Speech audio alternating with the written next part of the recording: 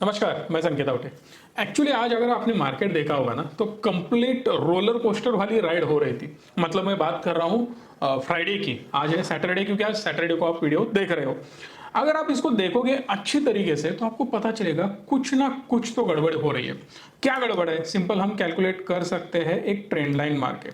Trend line अगर आप draw करोगे तो सिंपली आपको पता चलेगा कि एक ब्रेकआउट तो ऑलमोस्ट हो गया है, बट एक रिट्रेसमेंट जो आ रही थी ना, वो सिंपली हमें यहाँ पे वो रिट्रेसमेंट दिख रही है। क्या हो सकता है यहाँ से? दो चीजें हो सकती है, एक तो मार्केट ऊपर जा सकता है, एक तो मार्केट नीचे जा सकता है। सिंपली कोई भी यही बोलेगा। बट जिस प्रकार से ये पैटर्न बना है ना, सिंपल है कि यहां से मार्केट ऊपर जाना ही चाहिए। बट एक इशू है। क्या इशू है? मार्केट में बहुत सारी नेगेटिव न्यूज चल रही है। अगर आपने फेड के रिजल्ट्स देखे होंगे, फेड ने क्लियरली बोला है कि हम फिर इंटरेस्ट रेट बढ़ाएंगे। इंडिया में अगर आप देखोगे तो आरबीआई ने बोला है कि फिर इंटरेस्ट रेट हाइक होने के चांसेस है, बिकॉज इन्फ्लेशन बढ़ रहा है। जितनी महंगाई बढ़ेगी, जितना इन्फ्लेशन बढ़ेगा, उतना इंटरेस्ट रेट भी बढ़ेगा। अगर इंटरेस्ट रेट बढ़ता है तो सिंपल चीज है कि बिजनेसेस डाउन हो जाते हैं। क्यों? क्योंकि जितना इंटरेस्ट रेट बढ़ेगा, मार्केट में पैसों का फ्री फ्लोट कम हो जाएगा।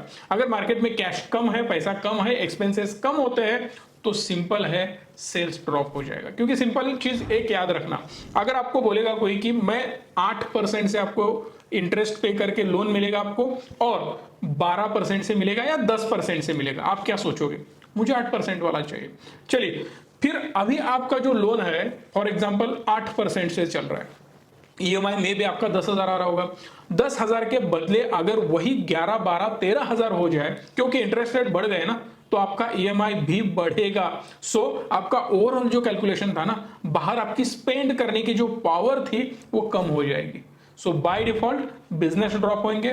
बिजनेस जितने ड्रॉप होंगे, सिंपल है स्टॉक ड्रॉप हो जाएगा। और वही आंकड़े मार्केट में फेयर क्रिएट कर रहे हैं। अगर यहां पे ग्रीन कैंडल बनती है, फिर यहां से मार्केट ऊपर जा रहा है तो ठीक है, यहां से ऊपर जा सकता है। बट ये लाइन अगर ये क्रॉस कर देता है ना, तो बहुत मेजर इश्यूज मार्केट में हमें देखने मिल सकते हैं।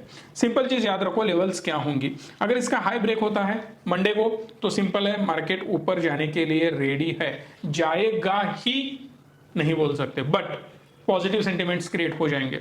बट ये बॉटम ब्रेक हो जाता है ना इसका, तो गारंटीड है मार्केट नीचे आएगा, और आने की संभावना बहुत ज्यादा है। मेरा व्यू क्या है? थोड़ा निगेटिव है, बिकॉज मार्केट में जो हलचल हो रही है ना, वो बिल्कुल निगेटिव हो रही है। मार्केट मेजर कुछ दिनों के लिए कंसोलिडेशन फेज में जाने के चांसेस बहुत ज्यादा है।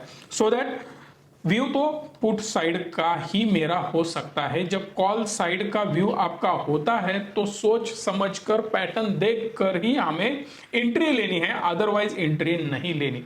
बेमतलब मत फंसना मार्केट में, बिकॉज कॉल सीधी तरीके से बाय करके आपको पैसा कमा के देगा मंडे को, ये मुझे आसानी से नहीं लग रहा है। बट ठीक है, सेटअप वैसे बनता है, चार्ट्स वैसे आपको देखने मिल रहे हैं। अगर आपका पैटर्न वैसे बना हुआ है तो कॉल साइड में हम ट्रेड ले सकते हैं। बट इसको अगर आप 1 आवर में कन्वर्ट करोगे तो आपको क्या दिखेगा? अगर आप बैंक निफ्टी को देखोगे तो आपको क्या दिखने वाला है? दोनों अलग अलग चीजें हैं।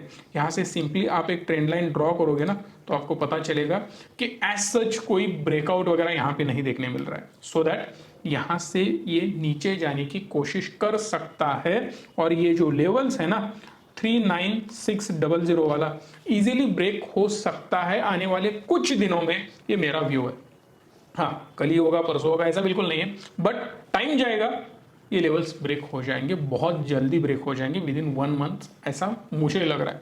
क्योंकि ये फिर इसने ट्रेंड कंटिन्यू करने की कोशिश जारी रखी है। आप अगर देखोगे तो ये हायर लोज और लोअर लोज बनने की कोशिश है। मैंने ऑलरेडी वीडियोस बनाया है, उसमें बताया आपको कि हायर हाइज लोअर लोज कैसे बनते हैं, कैसे मार्केट में मूवमेंट होती है। ये सारी चीजें ऑलरेडी हमने डिस्कस कर रखी है। सेम चीज यहाँ पे होने की संभावना बहुत ज्यादा है।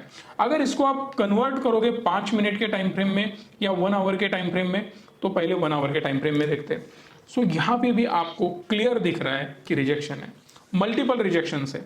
उसके साथ साथ आज ये जिस लाइन पर है या जिस लेवल पर है, यहां पे आपको क्लियर हो जाएगा ये कंप्लीट रेजिस्टेंस जोन है।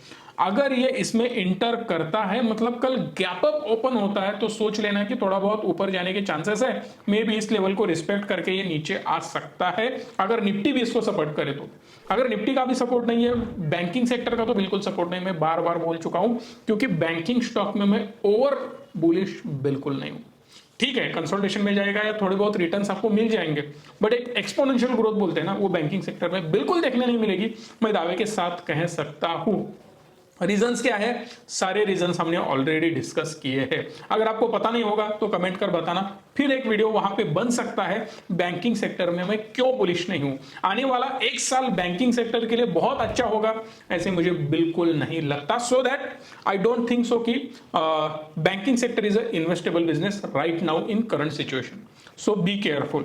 सो मुझे लगता है अगर गैप अप होता है तो कोई चांस हो सकता है, हेवी गैप अप होगा तो वो यहां से ये ऊपर जा सकता है और फिर नीचे आने की संभावना बाद में है, बट फिलहाल तो एक अप ट्रेंड देखने मिल सकता है। अगर गैप अप होता है और ये लेवल्स ब्रेक होती है तभी की मैं बात कर रहा हूं। सो दैट मिनिमम जो ब्रेकआउट होना चाहिए ना, तो 41,700 का ब्रेकआउट होना चाहिए 1 आवर के टाइम फ्रेम में। मतलब ये सेम लेवल ब्रेक होनी चाहिए, तभी हमें एक अच्छी मूवमेंट मिल सकती है, क्योंकि ये बहुत तगड़ा रेजिस्टेंस जोन है।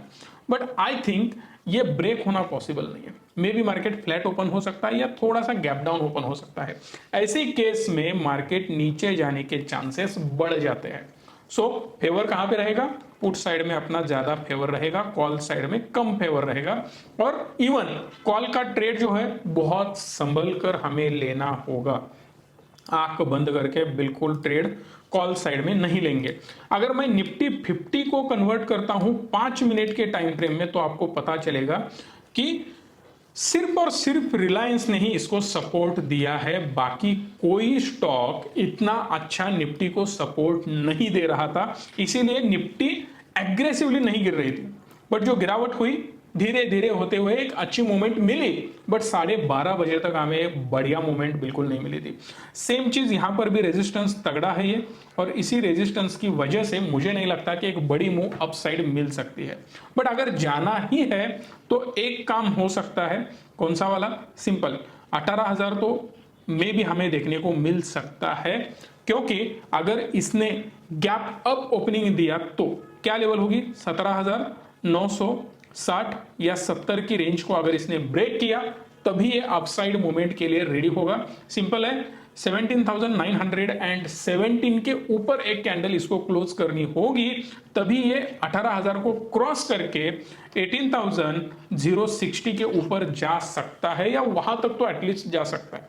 आगे की बातें अलग, बट इसकी संभावना मुझे कम लग रही है, बिकॉज बीच में सैटरडे है, संडे है। इन 2 दिनों में कौन सी न्यूज आएगी और मार्केट को कहां ले जाएगी I don't know, but practically अगर आप देखो, टेक्निकल एनालिसिस करके देखो, तो यहां पे व्यू मेरा बियरिश है।